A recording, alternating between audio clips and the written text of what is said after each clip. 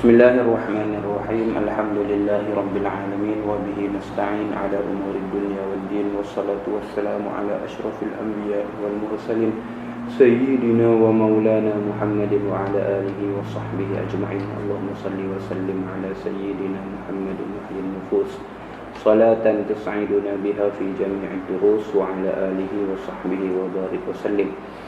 Subhanaka la ilma lana illa ma 'allamtana innaka antal alimul hakim wa la hawla wa la quwwata illa billahil aliyyil azim. Rabbi shrah li sadri wa yassir li amri wahlul 'uqdatam min lisani yafqahu qawli. Allahumma 'allimna ma jahilna wa dhakkirna ma nasina wanfa'na bima 'allamtana waj'alna minal mukhlisin. Allahumma iftah qulubana fi talabil 'ilmi warzuqna al-ikhlasa fihi wal 'amala bihi wan nashra bihi hatta ya'tiyana al-yaqin. Allahumma iftah qulubana futuhal 'arifin wa faqihna fid din wa 'allimna at-ta'wil wa atina bi fadlika afdala ma tu'ti 'ibadaka as-salihin waj'alna minal ladzina yastami'una al-qawla fayattabi'una ahsanahu. Rabbana atina min ladunka rahmatan wa hayyi lana min amrina rashada. Sallallahu wa sallam alayhi wa ala alihi walhamdulillahi rabbil alamin. Amma ba'd. فقال الشيخ المؤلف رحمه الله تعالى نفعنا الله به وبعلومه وبركاته وعلوم مشايخنا وبركاتهم في الدارين آمين يا رب العالمين. Kata al-Imam al-Alim al-Faqih al-Habib Abdullah bin Abdul Rahman Bafadl al-Hadrami rahimahullahu ta'ala qala faslun fi baqiyati syurutil qasri wa nahwihi. Syurutul qasri al-ilmu bijawazihi wa an la yaqtadiya bimutimmin wa la bimashkukis safari wa an yanwiyal qasra fil ihrami wa an yaduma safaruhu min awwalis salati ila akhiriha. Kata Al-Habib Abdullah bin Abdullah bin Abdul Rahman Bafadl al-Hadrami rahimahullahu ta'ala, katanya faslun, bermula ini satu fasal, ai fi baqiyati syurutil qasri wa nahwi, pada lebihan segala syarat qasar yang tinggal lagi daripada syarat yang sebelumnya disebutkan pada awal bab, wa nahwi, dan seumpamanya lah, seumpama syarat-syarat qasar yang disebutkan sebelumnya. Ini masih lagi dalam bab qasar. Separuh daripada sebahagian daripada syarat-syarat qasar itu telah disebutkan pada permulaan babnya, pada permulaan fasalnya.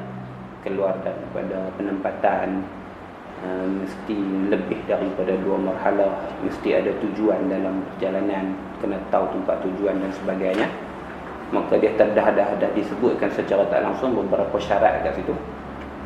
Ni sambung lagi lah dalam beberapa syarat yang masih lagi tidak disebutkan dalam awal fasal berkaitan dengan tajuk qasar salat. Qala rahimahullahu ta'ala syurutul qasri, bermula segala syarat qasar itu antaranya al-ilmu bijawazihi, mengetahui dengan keharusannya qasar, wa alla yaqtadiya bimutimmin, dan bahawa tidak mengikut ia dengan berjamaah, bimutimmin, dengan orang yang sembahyang tamam, wala bimashkukis safari, dan tidak juga mengikut orang imam yang disyakkan pada pemusafirannya, wa an yanwiyal qasra fil ihrami, dan bahawa berniat ia dengan qasar, berniat akan qasar dalam takbiratul ihram, wa an yaduma safaruhu min awwalis salati ila akhiriha, dan bahawa berkekalan safarnya dari permulaan salat sehingga akhir salat. Ini apa yang akan disebutkan ataupun apa yang akan dibincangkan dalam fasal kita ni. Qala rahimahullahu ta'ala syurutul qasri, segala syarat qasar, maksudnya bakilah. Syurut tu ai baqiyatus syurutil qasri, yang tinggal lagi daripada segala syarat sah qasar, tambahan daripada apa yang telah disebutkan pada awal fasal yang sebelumnya. Al-ilmu bijawazihi, mengetahui dengan keharusannya qasar. Dia kena tahu bahawasanya dia dibenarkan untuk qasar. Maksudnya dia perlu yakin ataupun ghalabah zan, sangkaan yang kuat dengan dalilnya bahawasanya dia dibenarkan qasar. Dia orang yang dibenarkan qasar. maka dia perlu tahulah apa safar, apa permusafiran yang diharuskan qasar, apa permusafiran yang tidak diharuskan qasar, apa permusafiran yang dinamakan dengan musafir yang maksiat, apa jenis musafir yang dinamakan musafir yang di dalamnya berlaku maksiat, macam yang kita sebutkan dalam kelas yang lepas lah, dalam perbincangan yang lepas. Untuk dia dapat membezakan adakah dia orang yang boleh qasar ataupun dia orang yang tak boleh qasar. Maka kalau dia qasar, termasuk juga dengan qasar ni jamak lah, syarat yang sama. Dia qasar ataupun dia jamak dalam keadaan dia jahil, dia tidak mengetahui bahawasanya dia harus qasar. Dia tak tahu pun, dia main kedah saja.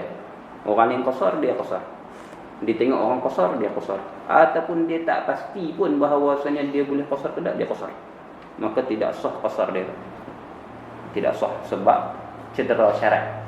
Dipanggil tala'ub, bermain-main dengan syarat. Bermain-main dengan syarat.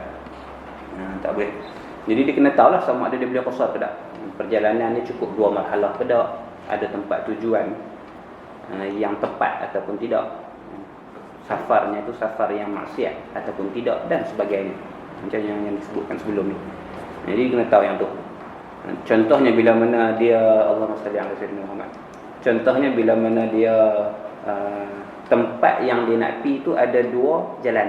Satu jalan yang singkat, satu jalan yang jauh. Dia nak pergi ke satu tempat, contohnya ada jalan yang singkat dan ada jalan yang jauh. Jalan yang singkat ni artinya jalan yang tak sampai 2 marhalah.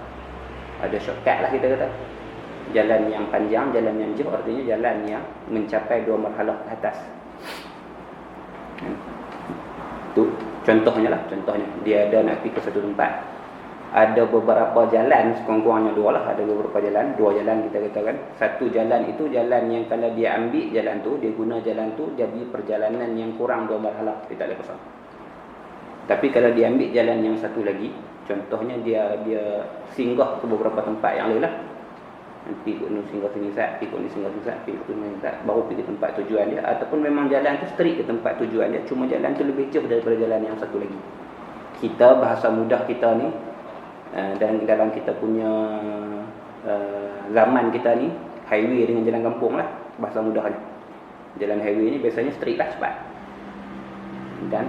dan singkat. Kalau jalan kampung ni dia kono, dia pusing dan sebagainya, banyak simpang dan sebagainya, dia akan jadi jarak tu lebih jauh. Contohnya lah, contoh cuma nak bagi gambaran tu je. Ada satu tempat tujuan yang kita nak pergi, musafir. Ada jalan yang kalau kita lalu tu menyebabkan perjalanan kita kurang daripada 2 marhalah, 82 kilo kita kata paling kurang 82 km. Ada jalan yang kalau kita pergi ke satu lagi mungkin 85 km, lebih 3 kilo lagi tu ya contoh. Maka kalau jalan yang jauh tu boleh buat jamak qasar lah, sebab 2 marhalah lebih. Jalan yang dekat tak boleh buat jamak qasar sebab kurang daripada 2 marhalah. Kita pilih jalan yang jauh, boleh buat qasar ke tak? Contohnya kita pilih jalan yang jauh, maka adakah kita dibenarkan untuk buat qasar ataupun tidak? Sedangkan ada jalan yang dekat yang kalau kita lalu jalan tu menyebabkan secara pasti kita tak boleh buat qasar sebab kurang daripada 2 marhalah contohnya. Maka situ dia kena tengok tujuan dia. Pasal apa dia ambil jalan yang jauh? Kalau dia ambil jalan yang jauh tu dengan tujuan yang benar, maksudnya tujuan yang sahih, tujuan yang diterima pada syarak. Contohnya jalan yang jauh tu lebih mudah, jalan yang jauh tu tak sibuk, contohnya lah, jalan yang jauh tu lebih selamat contohnya. Ataupun jalan yang jauh tu sebab dia nak makan angin, nak tengok apa nama, nak melancong lah, nak release tension, nak cari ketenangan. Jalan yang dekat tu lebih menekan jiwa dengan sibuknya, jangan kereta banyaknya apa. Kalau jalan jauh ni dia lebih relax dan lebih, contohnya lebih relax dan lebih tenang, tak tension, tak apa, kurang letih dan sebagainya. Qarat yang sahih, maksudnya tujuan yang sahih. Jadi dia ambil jalan yang jauh tu dengan tujuan tu. Maka dengan tujuan tu maka harus qasar, walaupun dia ambil jalan jauh dengan sengaja. Dia ambil jalan jauh dengan sengaja. Cuma kalaulah sebaliknya, dia ambil jalan yang jauh tu sebab semata-mata dia nak qasar, siapa ambil jalan ni? Kalau ambil jalan ni boleh jamak, boleh qasar. Kalau ambil jalan satu lagi, apa nama, tak boleh jamak qasar, tapi kurang daripada 2 marhalah. Hak tu dia tujuan dia. Tujuan dia semata-mata nak ambil rukhsah safar, maka tak dibenarkan untuk dia qasar. Tak dibenarkan untuk dia qasar. Maka dia kena tahu lah ni, maksudkan dengan al-ilmu bi jawazih, mengetahui keharusan qasar. Dia kena tahu bahawasanya dia orang yang dibenarkan qasar. Maka mafhumnya, kalaulah sekiranya dia tidak tahu, sama ada dia tak yakin, hatta zon yang kuat pun tidak. Contohnya dia hanya mengikut orang. Dia tengok orang dia qasar, dia pun qasar. Hak satu reka dengan dia qasar, dia pun qasar juga. Dia qasar. Member aku qasar juga. Ataupun jemaah dalam bah yang sama dengan dia qasar, dia pun qasar. Contohnya, dia naik bah duduk sebelah pakcik mana tau. Kemudian singgah sembahyang, contohnya lah, singgah sembahyang, pakcik tu qasar, jamak dan qasar. Ditanya pakcik tu, pakcik jamak qasar lah. Pakcik jamak qasar, saya nak tumpang berimam dengan pakcik. Dia buat pasal orang yang buat, bukan pasal dia tahu bahawasanya memang dia boleh qasar salat dan dia memang dia boleh jamak salat, maka tak sah. Itu mafhum bagi al-ilmu bi jawazih. Dia kena mengetahui bahawasanya dia orang yang dibenarkan untuk qasar salat dan juga jamak salat. Dalam bab yang seterusnya lah, syarat yang sama. Terus wa alla yaqtadiya bi mutimmin, syarat yang seterusnya, dan bahawa tidak mengikut ia musafir lah, orang yang nak qasar salat ni, bi mutimmin, dengan orang yang sembahyang tamam, orang yang sembahyang cukup 4 rakaat, orang yang sembahyang dengan sempurna 4 rakaat, orang sembahyang tamam, dia panggil mutim. Maka dia tak boleh berimamkan dengan imam yang sembahyang dengan tamam, dengan sempurna 4 rakaat. Dia nak buat 2 tak boleh. Dia nak buat 2 tak boleh. Dia tak boleh ikut orang yang sembahyang tamam ni walaupun pada satu juzuk daripada solat dia. Walaupun pada satu juzuk daripada solat dia. Contoh kita katakan dia berimamkan dengan seseorang yang memang sedang tahiyat akhir. Orang yang tahiyat akhir tu tamam, dah dalam rakaat yang keempat, contohnya untuk zuhur.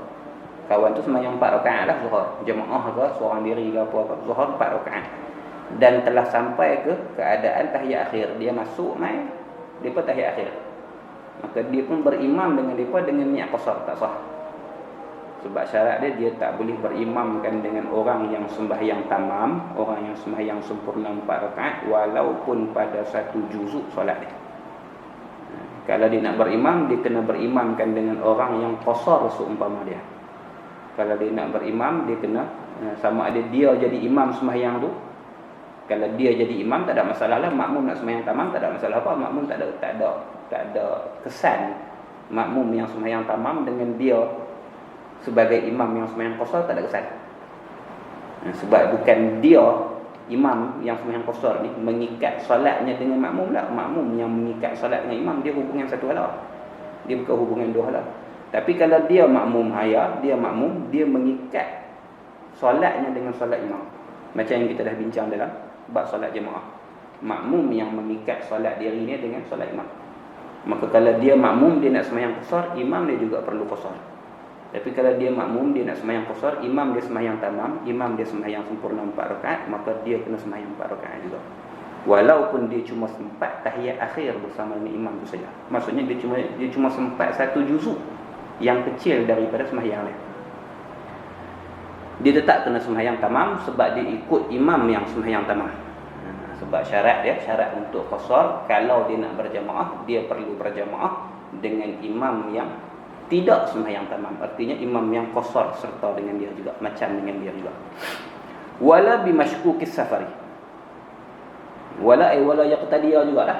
Dan tidak mengikut juga dia orang yang nak sembahyang qasar ni bimashkukis safar, dengan imam mashkuk tu, imamin mashkuk lah, imami mashkukis safar, dengan imam yang disyakkan status musafir dia. Dia tak tahu kawan ni yang sembahyang qasar ke tak, ataupun sembahyang tak. Dia tak tahu orang yang sembahyang tu musafir ke tak, gitu. Dia tak tahu orang yang sembahyang tu sembahyang musafir ke ataupun tidak. Dia ni musafir ke tak lah. Bukan qasar solat ke tak, tu masalah lain. Orang ni sembahyang qasar ke tak tu masalah lain. Tak lagi. Saya kita masuk bincang pada tu. Ni yang dalam syarat kita ni, dia tak tahu tentang status orang tu yang dia nak jadikan sebagai imam tu, adakah orang tu musafir ataupun tidak. Beza. Sebab dia ada perbezaan hukum di antara kita syak imam ni. Imam tu musafir confirm, cuma dia sembahyang tamam ke sembahyang qasar, ada masalah lain. Masalah yang kedua sekali ni.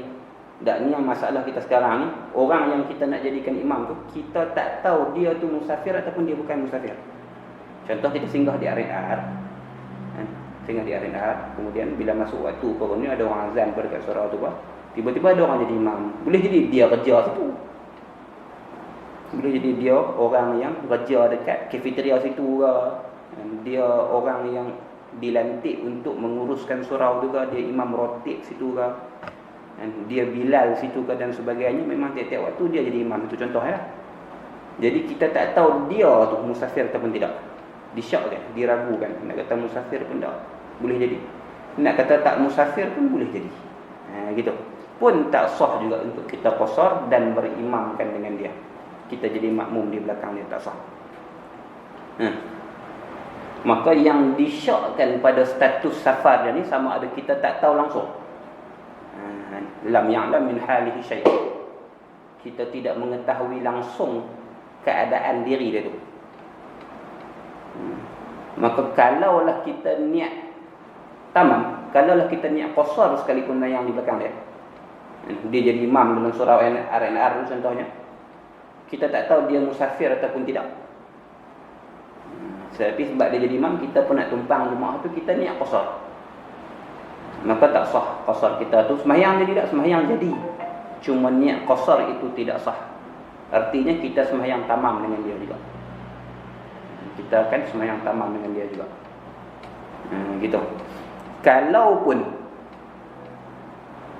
terbukti bahawasanya imam tu memang musafir dan imam tu memang buat qasar, kita tetap kena sembahyang tamam. Sebab kita syak pada status musafir imam. Kita syak pada status musafir imam. Kita tak tahu dia ni boleh qasar ke tak. Maka dia menjadi taksir, jadi satu kecuaian bagi pihak kita. Dia merupakan satu kecuaian bagi pihak kita. Baik, ni masalah kita lah. Kita pergi ke satu tempat musafir, singgah dalam perjalanan nak sembahyang qasar dan jamak dan sebagainya. Imam jamaah yang ada imam ataupun sebagainya sembahyang berjamaah, kita nak tumpang sembahyang di tu dalam keadaan kita tak tahu imam tu musafir ataupun tidak. Masalah kita duduk di situ. Bukan masalah imam tu buat qasar ataupun tidak, tak, bukan. Bukan masalah tu lagi. Masalah dia imam ni musafir ataupun tak. Masalah duduk di situ. Kita tak tahu. Dan kita tak cari pun, tak tanya orang ke apa ke tak. Kita tak cari pun jawapan bagi persoalan ni. Dia ni musafir ke, dia ni orang sini. Dia ni musafir ke, dia ke orang kerja sini. Dia ni musafir ke, dia ke dia imam rotib sini dan sebagainya. Kemudian kita masuk sembahyang dengan dia, jadi makmum dia. Kita niat qasar. Maka niat qasar kita itu tidak terpakai. Sembahyang sah, tapi niat qasar tidak terpakai. Artinya kita kena sembahyang 4 rakaat tamam. Walaupun dia qasar. Walaupun memang betul dia qasar, walaupun memang betul dia musafir, memang dia pun tinggal sembahyang juga. Orang tolak dia jadi imam dan dia sembahyang dengan niat qasar. Kita yang tak tahu dia musafir ataupun tidak tu, walaupun kita niat qasar juga kita kena tamam. Alasan ni sebab taksir, sebab cuai kita daripada mengetahui status imam tu dia musafir ataupun tidak. Gitu. Habis. Tapi berbeza keadaannya kalau kita tak tahu dia qasar ataupun tidak. Kita tak tahu dia qasar ataupun tidak ni terbina daripada satu premis, satu mukadimah bahawasanya kita tahu kata dia musafir. Sebab daripada keadaan kita tahu bahawasanya dia musafir, baru timbul soalan tu, dia ni qasar ke tak. Sebab boleh jadi orang yang musafir dia sembahyang tamam, dia jadilah. Sebab sembahyang tamam tu afdal, kita ngaji lah. Melainkan perjalanan yang lebih dari 3 marhalah baru afdal qasar. Sebab tak wajib bagi orang yang musafir untuk buat salat jamak dan qasar ikut mazhab kita, berbeza dengan mazhab Abu Hanifah dan sebagainya. Yang ni kita confirm imam tu qasar, dan kita sorry, kita confirm imam tu musafir. Yang tak konformnya, yang tak pastinya imam tu qasarkan solatnya ataupun tidak. Beza dengan masalah tadi. Masalah yang tadi ni kita tak tahu imam tu musafir ke tak. Jadi tak timbul isu dia qasar ke tak timbul. Sebab bila kita syakkan tentang dia ni orang yang boleh qasar ke tak, dengan bahawa dia ni orang yang musafir ataupun tidak, jadi masalah sangkut di situ. Masalah sangkut cuai kita daripada memastikan dia ni orang yang musafir ataupun tidak. Jadi duduk situ. Maka kalau dia sembahyang qasar sekalipun, kita niat qasar ikut dia sekalipun, kita tetap kena sembahyang tamam. Masalah yang kedua masalah yang kedua, kita syak pada niat qasar dia. Bila dalam masalah ni dia memberi kefahaman bahawasanya kita tahu bahawasanya dia qasar. Kita yakin ataupun berat zon kita. Kita ada ilmu ataupun kita ada ghalabah zon, kita ada keyakinan, kita ada sangkaan yang kuat mengatakan bahawasanya dia qasar. Dengan dalil-dalilnya lah. Contohnya dia pun parking kereta sama dengan kita juga. Atas highway tadi pakat orang potong hang pusat, kita potong dia, saat dia potong kita sama-sama ponti singa. Macam-macam lah. Kita cam kereta yang dia naik dan sebagainya, macam-macam lah. Ataupun kita baru tengok dia bawa beg besar, singgah masuk mandi dekat ni, tunggu dia keluar baru masuk surau. Macam-macam lah, macam-macam benda yang kita boleh jadikan sebagai dalil ataupun qarinah untuk membantu kita memutuskan bahawasanya dia musafir. Itu contohnya. Cuma yang kita tak tahu dia niat qasar ataupun tidak sembahyang tu, ni masalah kita. Ni masalah yang seterusnya. Dia niat qasar ataupun tidak, masalah duduk situ. Maka dengan dalam masalah yang macam tu, dia boleh ta'liq niat. Kita boleh ta'liq niat. Kita qasar kalau dia qasar, kita tamam kalau dia tamam. Boleh niat lagu tu. Sebab tak boleh nak tahu niat qasar ni, melainkan kita tahu dia lafaz apa lah, susah lah. Nak tahu bahawasanya dia lafaz apa dalam sembahyang itu ataupun dia niat lagu mana, sebab niat ni benda dalam hati dan kita tak dituntut untuk mengetahui niat dia. Kita cuma dituntut untuk mengetahui dia ni musafir ataupun dia tidak musafir. Lalu ni kita tahu dah kata dia musafir, clear. Cuma kita tak tahu kata dia ni sembahyang ni dia niat qasar 2 rakaat zuhur asar contohnya, ataupun dia sembahyang tamam 4 rakaat. Maka dalam keadaan yang itu kita pun niat sahaja aku sembahyang zuhur qasar sekiranya imamku qasar dan tamam sekiranya imam tamam contohnya lah. Ataupun kita kerat setengah lah, sahaja aku sembahyang maghrib zuhur 2 rakaat qasar sekiranya imamku qasar. Makmum kerana Allah Ta'ala. Boleh ta'liq niat lagu tu, dan hukum dia kalau dia qasar kita boleh qasar, dan kalau dia tamam kita kena main tamam. Dia boleh terima tu, walaupun pada asalnya kalau kita mengaji daripada awal kitab lagi, antara syarat bagi niat ni tak boleh ta'liq, tak boleh ada jika. Niat ibadah tak boleh ada jika, tapi dalam masalah ni dia diberi keringanan. Dia diberi keringanan sebab tak boleh nak tahu, sukar untuk kita mengetahui niat dia. Jadi kita dah pastikan satu level, satu dasar tu kita dah confirm dia musafir. Artinya dia orang yang dibenarkan untuk buat qasar dan jamak. Cuma kita tak tahu betul tak dia nak jamak dan dia nak qasar. Maka kita boleh gantung, kita sebut ta'liq lah, ta'liq niat ataupun gantung niat kita. Aku qasar solat ni kalau dia qasar dan sah. Niat qasar yang seumpama itu sah. Artinya kalau dia qasar betul, kita boleh qasar dengan dia. Kalau dia tamam, kita kena tamam. Kalau dia tamam, kita kena tamam. Kalau tak jelas sampai ke sudah dia qasar ataupun dia tamam, tak jelas dulu lah. Contohnya kita masuk pada pertengahan sembahyang lah. Dia sembahyang 2 rakaat, boleh jadi 2 rakaat tu sebelum tu dah ada 2 rakaat dah, boleh jadi kita main pada tengah sembahyang. Boleh jadi dia baru mula sembahyang tapi kita tak tahu bahawasanya tu rakaat pertama, boleh jadilah. Dia tak tahu sampai dia bagi salam, kita tak tahu sama ada dia qasar ataupun dia sembahyang tamam. Maka dalam keadaan ini kena tamam juga, ihtiyat. Ihtiyatan. Kerana mengambil cermat maka kena tamam juga. Itu ada kemungkinan itu. Baik. Ni 2 masalah yang hampir sama keadaannya tapi berbeza hukum. Masalah yang pertama tadi yang dalam kitab kita, kita syok pada keharusan safar ataupun keharusan qasar imam kita. Ini panggil masykuki safar. Imam kita tu kita tak tahu dia ni boleh qasar ke tak. Maka dalam masalah ni, kalau kita ikut dia, berjemaah dengan dia, walaupun kita niat qasar, walaupun memang betul dia qasar, kita kena sembahyang tamam. Sebab kita cuai untuk mengetahui status dia sebagai musafir ataupun tidak musafir. Itu masalah. Masalah yang kedua yang berkaitan dengan tu, yang hampir sama, ialah kita tahu dia qasar, cuma kita tahu kata dia musafir. Imam kita tu, orang yang kita nak jadikan imam tu, kita tahu kata dia musafir. Yang kita tak tahu, yang jadi muskil kat kita adalah niat dia, sama ada dia sembahyang secara qasar ataupun dia sembahyang secara tamam. Dalam masalah ni boleh ditaklik niat. Boleh kita taklik niat kita. Kalau dia sembahyang qasar, aku pun qasar juga. Boleh taklik itu, dan taklik yang seumpama itu dibenarkan dalam masalah ni. Di pengecualian dalam bab niat. Ini salah satu daripada masalah yang dikecualikan daripada hukum asal bagi niat. Hukum asal bagi niat tak boleh taklik. Okay.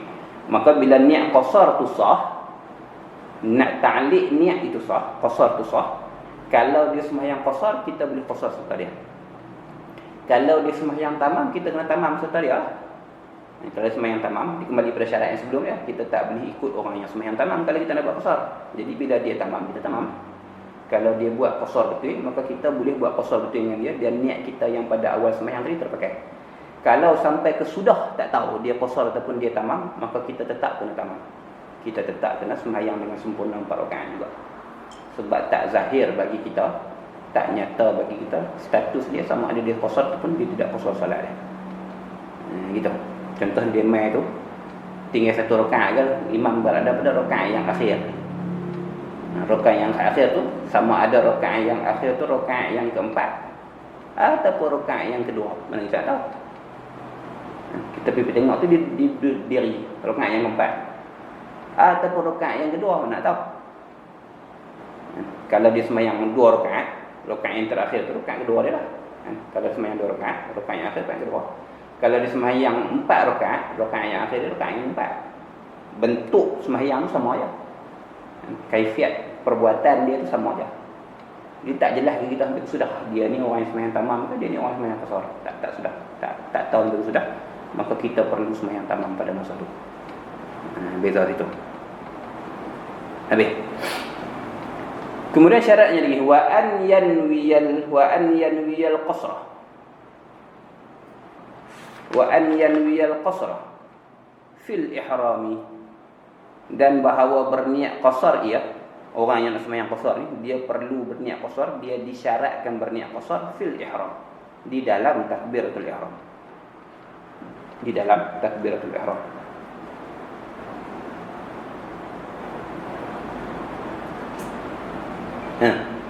Maka syarat sah sembahyang qasar ialah kita niat qasar kita tu di dalam takbiratul ihram. Wajib jatuhkan niat qasar tu di dalam takbiratul ihram kita. Macam niat sembahyang kita lah. Macam qasad ta'arud ta'yin yang dalam sembahyang kita tu, macam usalli fardhu zuhri dan sebagainya tu, kena ada dalam niat kita untuk sembahyang qasar. Maka kalau dia niat di luar daripada takbiratul ihram, maka qasar dia tu tak dikira. Qasar dia tu tak dikira. Maka ada beberapa masalah yang kita kena cam ataupun perhati balik. Satu, perbezaan di antara qasar, niat qasar dengan niat jamak. Ini kita ulang baliklah dalam fasal yang depan. Sebut dulu selapis. Niat qasar mesti ada dalam takbiratul ihram, mesti syarat. Sahaja aku sembahyang zuhur 2 rakaat qasar semasa kita takbir tu, kena ada niat tu. Sahaja aku sembahyang asar 2 rakaat qasar. Sahaja aku sembahyang isya 2 rakaat qasar. Kena ada dalam niat. Satu. Berbeza dengan jamak. Maka jamak tidak disyaratkan niat dalam takbiratul ihram. Jamak tidak disyaratkan niat dalam takbiratul ihram. Masalah ni kerap jadi soalan yang popular, soalan yang masyhur dalam bab ni. Padahal dia basic, dia asas kepada sembahyang jamak dan qasar. Sebab kita jarang buat jamak qasar ni, jadi benda tu selalu jadi kemusykilan bagi kita. Cam betul-betul. Ingat betul-betul, dengar betul-betul. Qasar wajib niat dalam takbiratul ihram. Niat qasar. Niat meringkaskan solat, niat memendekkan solat tu perlu ada dalam takbiratul ihram. Syarat ni kita sebut ni, wa an yanwiyal qasra fil ihram. Adapun niat jamak, sama ada jamak taqdim ataupun jamak takhir, tak wajib niat dalam takbiratul ihram. Ini perbezaan yang pertama. Tak wajib niat dalam takbiratul ihram. Untuk jamak taqdim pun tak wajib niat takbiratul ihram, jamak takhir pun tak wajib niat dalam takbiratul ihram. Habis itu jamak nak niat waktu mana? Kita akan bincang kemudian dalam fasal yang selepas ni, kita akan bincang bab jamak lah. Cumanya basic maklumat kita bagi tahu, saat kita ulang balik, nanti kita ulang balik dalam bab jamak dalam fasal berkaitan dengan jamak. Untuk jamak taqdim, yang disyaratkan hanyalah berniat jamak taqdim di dalam sembahyang. Tak kisah di mana-mana juzuk sembahyang, ketika dia berdiri ke, ketika dia rukuk ke, ketika dia i'tidal ke, ketika dia bagi sebelum daripada dia bagi salam yang pertama. Sebelum daripada dia bagi salam yang pertama. Ataupun ketika dia bagi salam yang pertama pun boleh lagi. Asalkan dia masih lagi dalam solat. Itu syarat lah, syarat jamak takdim. Dan kita nak tarik sembahyang asar buat dalam waktu zuhur, ialah kita niat jamak takdim tu dalam solat yang pertama. Dalam solat yang pertama. Kita sembahyang zuhur contohnya, jamak takdim. Zuhur tu dalam waktu lah, asar tu yang kita tarik mai depan, asar tu yang kita awalkan. Maka dalam sembahyang zuhur kita tu, di mana-mana juzuk solat zuhur kita, lepas daripada takbiratul ihram sampailah ketika kita sedang bagi salam yang pertama sebelum sampai mim assalamualaikum tu, maka di mana-mana juzuk sembahyang yang pertama tu kita boleh niat jamak takdim dalam tu.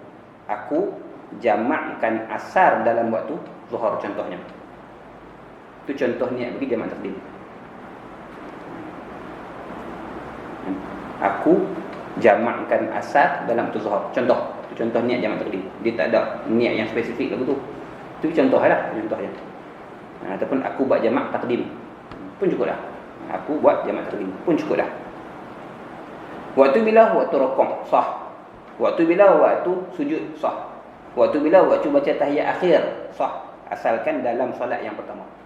Cuma yang afdal bagi jamak takdim, niat itu dalam takbiratul ihram.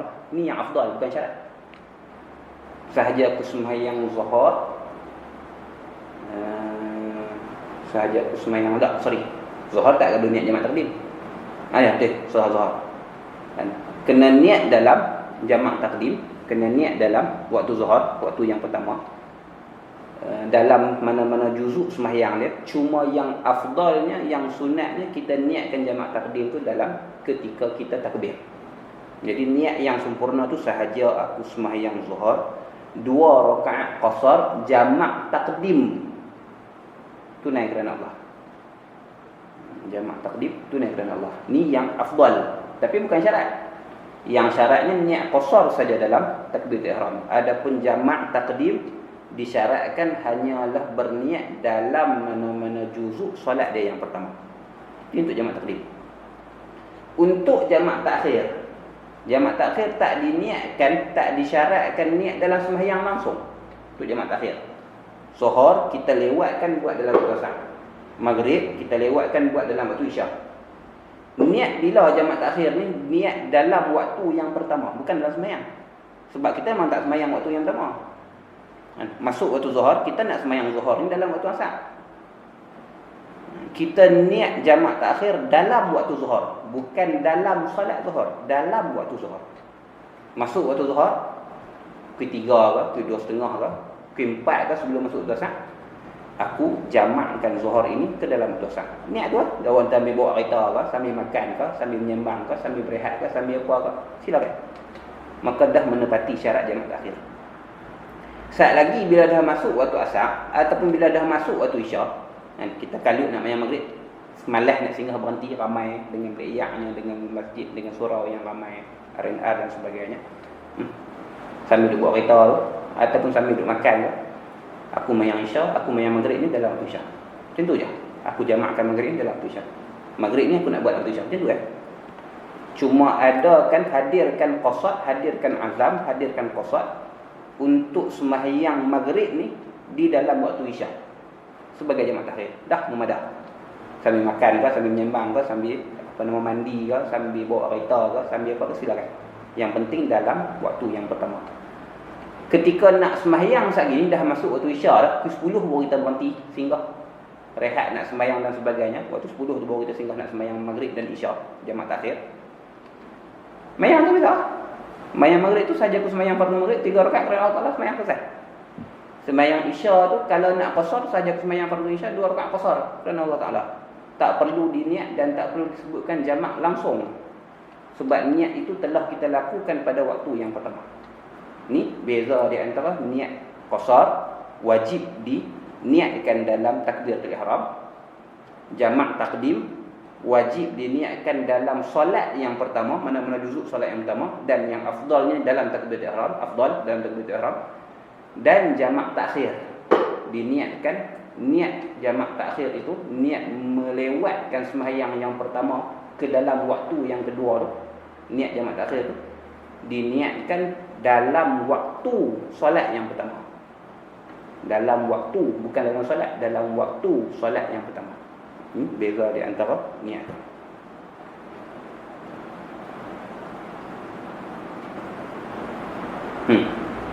Habis. Maka qasar. Dalam bab jamak ni nanti kita bincang pula lah. Dalam fasal yang selepas ni, fasal yang berikutnya akan dibincangkan masalah jamak, takdim, takhir, matar dan sebagainya. Itu kita bincang kemudian. Baik, kembali pada masalah qasar kita.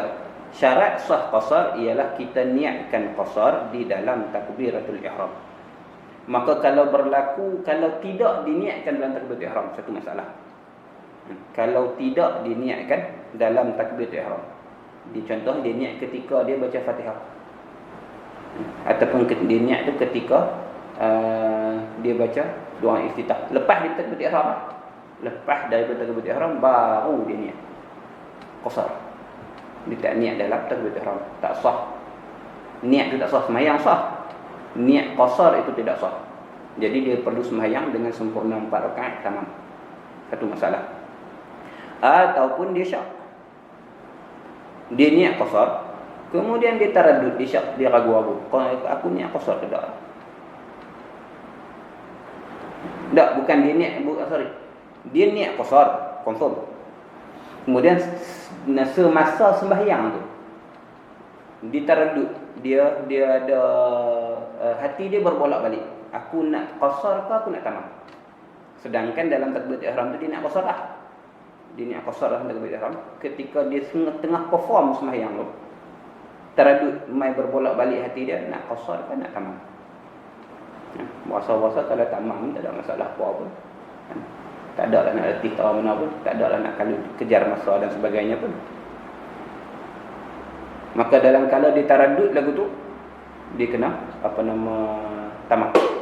Dia kena tamam. Sebab dia dah taraddud tersebut menghilangkan, menafikan niat qasar daripada permulaan. Walaupun dia niat qasar dah dalam solat dia.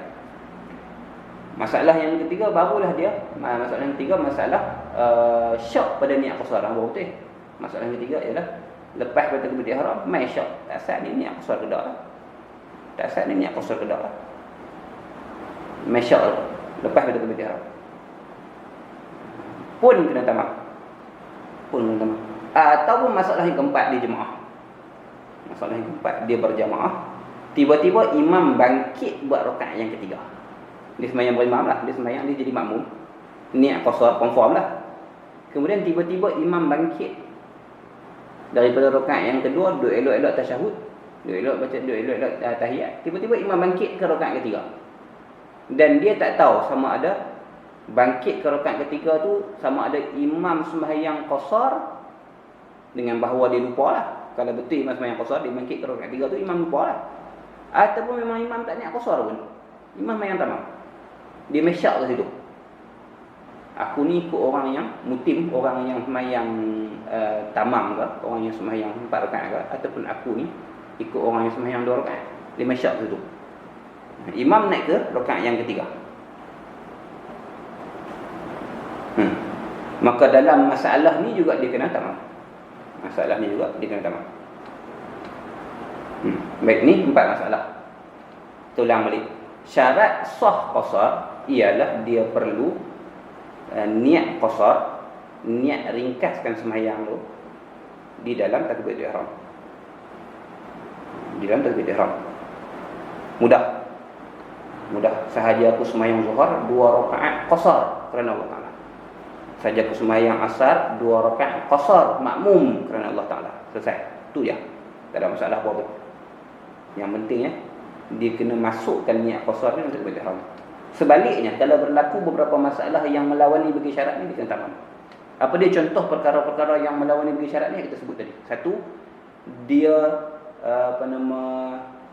dia tidak berniat qasar dalam takbiratul ihram. Dia tidak berniat qasar dalam takbiratul ihram. Dia niat qasar ketika dia sedang baca Fatihah. Wajib tamam, wajib sempurnakan sembahyang. Ataupun masalah yang kedua, dia niat qasar dalam takbiratul ihram. Cuma pada pertengahan sembahyang dia taraddud. Taraddud ni berbolak-balik hatilah. Dia main hati dia jadi berasa-berasa nak buat tamam, berasa-berasa nak buat qasar. Kalau tamam pun okey, qasar pun okey, dia main lagu tu. Nak tamam ke nak qasar, niat qasar lah dalam takbiratul ihram tadi ni. Tapi ketika sedang sembahyang tu dia main syak ni pada keinginan nak teruskan qasar ataupun nak tamam, nak sempurnakan 4 rakaat pun wajib tamam 2. Ataupun masalah yang ketiga, dia sembahyang, dia niat qasar dalam takbiratul ihram, dia niat qasar dalam takbiratul ihram, kemudian dia syak. Tadi ni niat qasar ke tak? Tadi ni dia qasar ke tak? Aku tak sat dengan takbiratul ihram tu. Aku niat qasar ke? Aku tak niat qasar. Pun wajib tamam. Masalah yang keempat, dia syak pada qasar kerana dia berjamaah dan tiba-tiba imam bangkit untuk rakaat yang ketiga. Imam bangkit pada rakaat ketiga tu ada 2 kemungkinan lah. Sama ada imam tu lupa. Imam tu sepatutnya sembahyang qasar, tiba-tiba dia lupa. Lama-lama sekali je musafir dia berterus bangkit sambung rakaat yang ketiga, lupa. Ataupun memang betul imam tu tak niat qasar pun dalam sembahyang ni. Tak apalah, bab imam tak apa, bab dia ni. Dia tiba-tiba dia syak pada tu. Aku ni ikut orang yang sembahyang qasar ke? Aku tak ikut orang yang sembahyang qasar. Aku ikut orang yang sembahyang qasar ke? Aku ikut orang yang sembahyang sempurna 4 rakaat tamam. Maka dalam keempat-empat masalah ni semua kena qasar. Semua kena sempurna. Semua kena sempurnakan sembahyang 4 rakaat tu. Tu secara ringkasnya lah. Kalau kita tengok dalam kitab-kitab yang lebih panjang uraiannya, dia beritahu lah sebab apa ni. Ini kita ringkaskan masalah saja. Habis. Kemudian katanya wa an yadu masafaruhu min awwalis salati ila akhiriha. Wa an yadu masafaruhu, dan bahawa berkekalanlah oleh musafirnya. Dia mesti kekal dalam keadaan musafir min awwalis salati, daripada permulaan sembahyang, start daripada takbiratul ihram ila akhiriha, sehingga akhirnya solat, iaitu sehingga dia selesai bagi salam yang pertama. Ni syarat sah qasar. Qasar tu mesti berlaku dalam musafir. Ketika dia mula takbiratul ihram dia musafir, ketika dia bagi salam yang pertama solat qasar itu pun dia dalam musafir, barulah sah sembahyang qasar dia.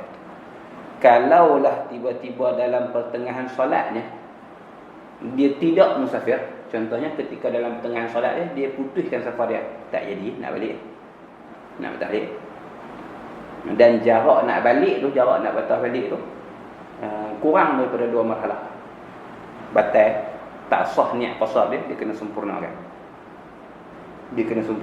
Ataupun ketika dia sembahyang qasar atas kenderaan, contohnya lah, atas kapal ke apa ke,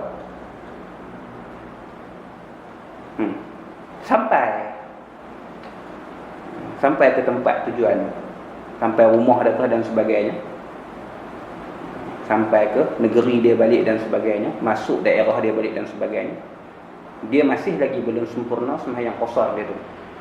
Tak dan nak baca tahiyat ni, tak dan nak bagi salam ni. Maka dia kena teruskan sembahyang dia, sempurnakan jadi 4. Sempurnakan jadi 4. Gitu. Maka syarat yang terakhir ni yang dalam kitab kita ni, mestilah berkekalan. Kalau dalam kitab-kitab yang lain disebut mestilah berkekalan uzur. Kekekalan uzur tu maksudnya berkekalan safar lah. Mestilah berkekalan uzur. Dalam kitab kita ni lebih jelas lah. Mestilah berkekalan safar dia. Dia masih dalam keadaan musafir. Dia ialah orang yang sedang musafir daripada permulaan solatnya, daripada takbiratul ihram dia sampai dah dia bagi salam yang pertama, sampailah selesai kum yang pertama tu, assalamualaikum, kum yang pertama, mestilah dalam keadaan musafir. Sekiranya putus safarnya pada pertengahan solatnya, contoh putus safar macam kita sebutkan tadi, tengah sembahyang tiba-tiba dia bermukim, dia niat bermukim contohnya, ataupun dia tak mau dah untuk meneruskan perjalanan dia. Tengah-tengah sembahyang tu, tak jadi nak pergi hari ni, berasa tak sedar hati nak batal balik. Dia tengah sembahyang, rakaat pertama Allah, tengah tahiyat akhir kan, maka dengan niat lagu tu dia telah menjadikan niat qasar dia tu terbatal. Maka dia kena tambah lagi 2 rakaat bagi sempurna 4 rakaat. Dia kena tambah lagi bagi sempurna 4 rakaat. Sebab tiba-tiba dia memutuskan safarnya, dan jarak daripada dia nak balik pula tu tak sampai 2 marhalah. Tak sampai 2 marhalah. Jadi dia tak ada rukhsah, dia tak ada kelonggaran dan keizinan daripada syarak untuk buat solat qasar. Ataupun ketika dia sembahyang tu dia niat bermukim. Aku nak bermukim sini. Bermukim artinya menghentikan safar. Tengah-tengah sembahyang tu, mukim sini. Nak duduk sini apa hari?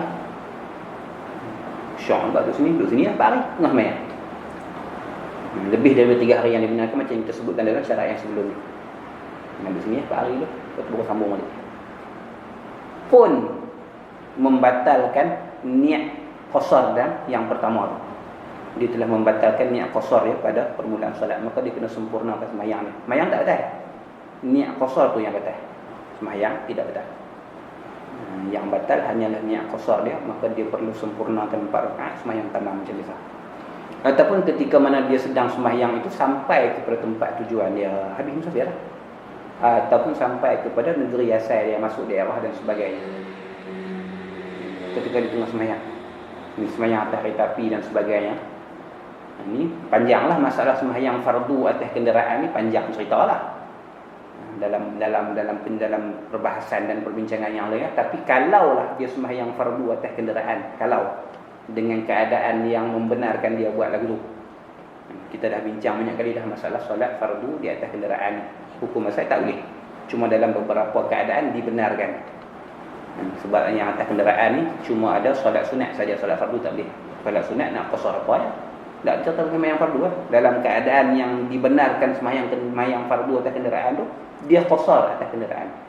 Tengah sembahyang sampai masuklah daerah dia balik, ataupun sampai dah ke tempat tujuan dan sebagainya, artinya dia dah habis musafir. Selesai dah safar dah. Selesai safar. Pun dia kena sempurnakan.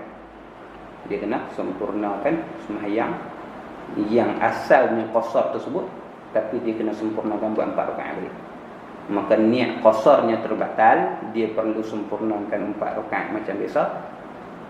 Maksudnya sembahyang dia tak batal. Yang batal hanyalah niat qasar dia saja. Itu syarat yang terakhir.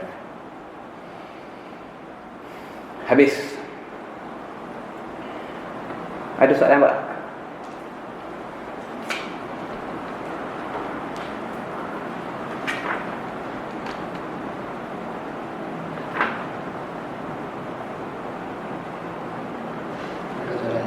Tak ada.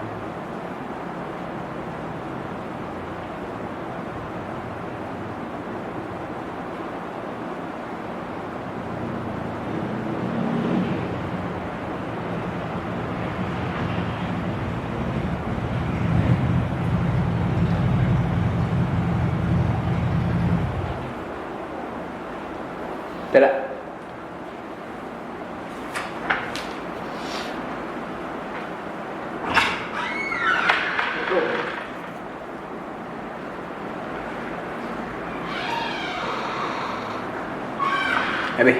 Tak apa. Kita kena berhenti tu. Sebab kalau lajak dia akan masalah. Berhenti, kita sambung kelas yang lepas insya-Allah. Wallahu subhanahu wa ta'ala ala faslun fi jam'i bis safari wal matar. Subhanakallahumma wa bihamdika asyhadu an la ilaha illa anta astaghfiruka wa atubu ilaik. Allahumma salli afdhala salatin ala sa'adil makhluqatika sayyidina Muhammadin wa ala alihi wa sahbihi. Sallim adada ma'lumatika wa midada kalimatika kullama dhakaraka adh-dhakiruna wa ghafala an dhikrika al-ghafilun. Allahumma salli afdhala salatin ala as'adil makhluqatika sayyidina Muhammadin wa ala alihi wa sahbihi. سلم عدد معلوماتك ومداد كلماتك كلما ذكرك الذاكرون وغفل عن ذكرك الغافلون. اللهم صل أفضل صلاة على أسعد المخلوقات كسيدنا محمد وعلى آله وصحبه. سلم عدد معلوماتك ومداد كلماتك كلما ذكرك الذاكرون وغفل عن ذكرك الغافلون. صلى الله وسلم عليه وعلى آله والحمد لله رب العالمين.